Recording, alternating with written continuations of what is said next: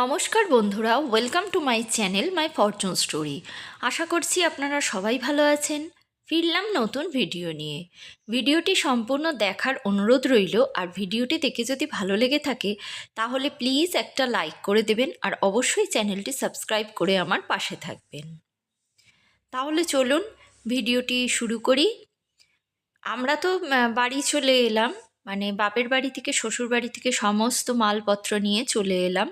মানে যেগুলো যেগুলো আমার প্রয়োজনীয় ছিল, সমস্ত মালপত্র বলতে আমার যেগুলো ধরুন বই খাতা, ছেলের জামা কাপড়, আমার জামা কাপড়, তারপরে যে নতুন গদিটা তৈরি করিয়েছিলাম সেই সব, মানে এই রকম যেগুলো আমাদের প্রয়োজনীয় নিয়ে চলে আসার পরেই কিন্তু সব কিছু হয়ে যায় না। তারপর এখানে দেখলাম বিশাল মাত্রায় কাজ।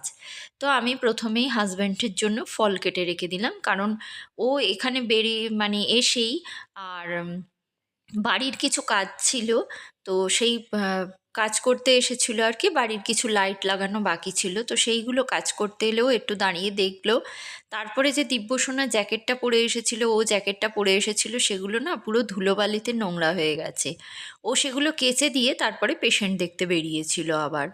তো সেই সুযোগে আমি ফল টল কেটে দিব্যকে চান করিয়ে নিজে স্নান করে সমস্ত কিছুই আমি রেডি করে রেখেছিলাম, আর কাজের মাসি মানে রান্নার মাসি রান্না করে দিয়ে গেছে।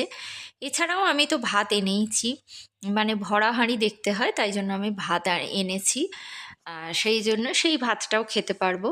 তো এর মধ্যে করেছি কি, ওর জন্য ফল কেটেছি, ও পেশেন্ট দেখে চলে এলো আর ফল কাটছে। আর দেখুন কত মাতৃভক্ত ছেলে, মাকেও খাওয়াচ্ছে। আমি বলেছিলাম মাকে যে তুমি খাবে, মা তখন খেলো না, বলল না।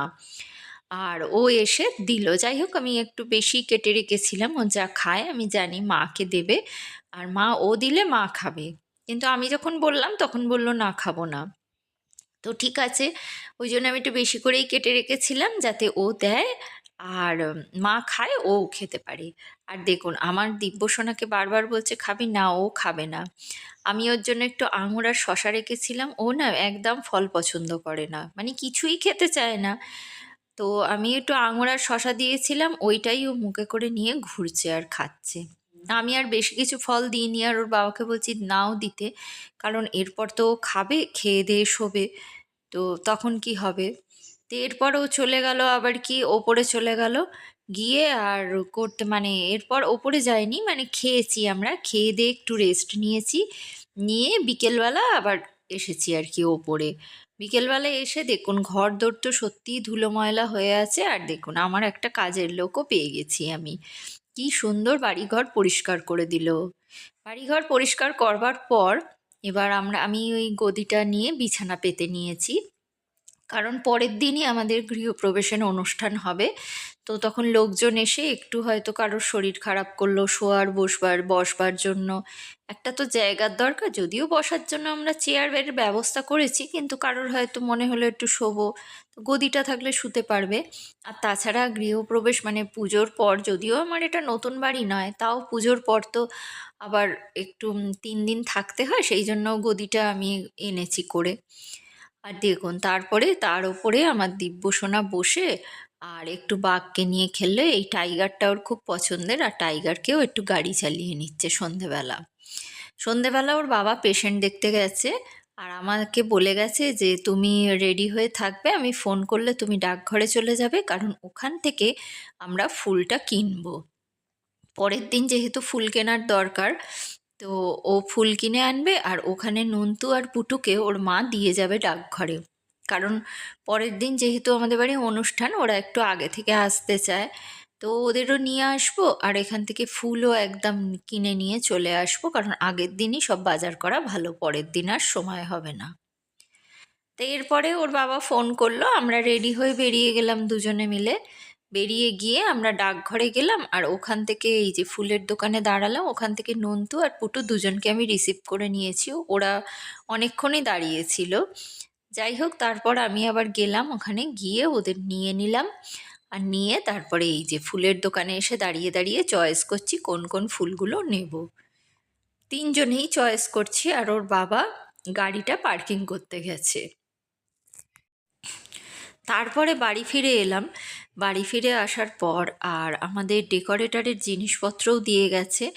ডেকোরেটরের জিনিসপত্র বলতে এই যে ডাইনিং টেবিলগুলো যেখানে বসিয়ে আর কি লোকজনকে খাওয়ানো হবে, সেই ডাইনিং টেবিলগুলো দিয়ে গেছে। আমি দেখলাম কি এই সমস্ত কাজগুলো যদি আমরা গুছিয়ে এগিয়ে করে নিতে পারি তাহলে পরের দিনের জন্য অনেকটা কাজ সহজ হয়ে যাবে, কারণ পরের দিনেও কাজ কম নয়, যথেষ্ট কাজ আছে।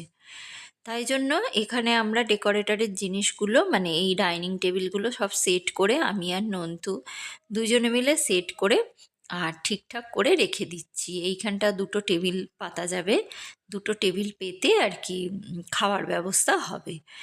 তো এগুলো নন্তুও করলো, আমিও করলাম, দুজনে মিলে সেট করে দিলাম। তারপর কোথায় কি হবে সেই আইডিয়াটা তো আমাকেই দিতে হবে। আর আমি আলপনার আইডিয়া দিয়ে দিলাম, আর পুটু বসে বসে এই যে আবির দিয়ে আলপনা দিচ্ছি। যদিও এটা পরবর্তীকালে আর সাকসেস হয়নি, ওই একটা ঘরেই হয়েছে, তারপরে আবার সেটা অন্য আলপনা দিতে হয়েছে। যাই হোক, পরিশ্রম করেছে। এরপর আমি ফুলদানিটাও সাজিয়ে নিলাম, কারণ এগুলো সকালের কাজ নয়, এগুলো রাতেরই কাজ, আগের দিনের কাজ। পারলে যদি আরও একদিন আগে করে রাখতে পারতাম, তাই আমি ভাবছি আগের দিন এলাম, যদি এক সপ্তাহ আগে আসতাম তবে যদি আমার কাজ গুছিয়ে উঠতে পারতাম। তো যাই হোক, সেটা হয় না। ওই বাড়ি থেকে যখন আসছিলাম মনে হচ্ছিল আরও 2 দিন হাতে থাকলে ঠিক মতো যেতে পারতাম, আর এখানে এসে মনে হচ্ছে আরও এক সপ্তাহ আগে এলে কাজ গুছিয়ে উঠতে পারতাম। তো এইভাবেই যাই হোক চলে, এরমই মনে হয়।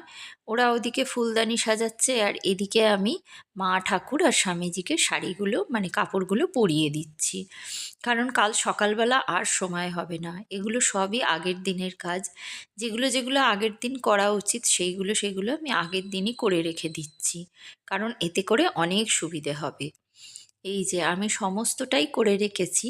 এবার স্বামীজি, মা ঠাকুর সবাইকে আমার শাড়ি জামা কাপড় পরানো হয়ে গেছে। এনাদের আমি প্রথমেই আসনে বসিয়ে দিয়েছি, তারপর যে যে ঠাকুরগুলোকে আমি বসিয়ে প্রতিষ্ঠা করব সেইগুলো আমি কালকে বসাবো।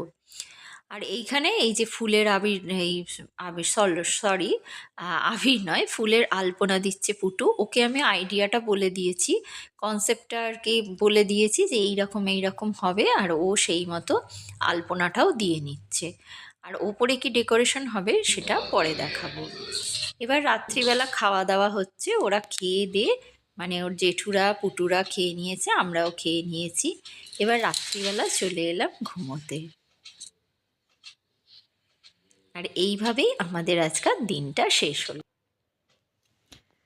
তাহলে ভিডিওটা আজ এই পর্যন্ত রাখলাম, ফিরবো নতুন ভিডিও নিয়ে। ততক্ষণের জন্য সবাই ভালো থাকবেন, সুস্থ থাকবেন, ভগবান সবার মঙ্গল করুন। কি সোনা বলো? ভগবান সবাই মঙ্গল করুন।